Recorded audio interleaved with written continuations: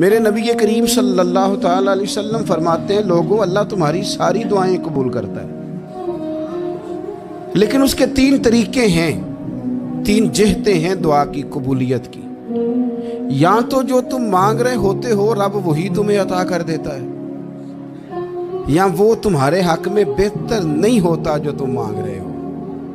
تم بے شک بڑے بے چین ہو، بڑے تڑپ رہے ہو، میں ایک مثال دے چکا ہوں پہلے کہ بچہ ایڑیاں مار رہا، یا تو جو تم نے مانگا ہے تمہارا رب تمہیں وہی دے دیتا ہے، یا وہ تمہارے حق میں بہتر نہیں ہوتا تو اللہ اس کے بدلے تمہیں کوئی اور چیز دے دیتا ہے۔ اور حضور فرماتے ہیں کئی دفعہ یہ ہوتا ہے کہ تمہارے حق میں کچھ بھی بہتر نہیں ہوتا، دعا تمہاری اللہ پھر بھی رد نہیں کرتا۔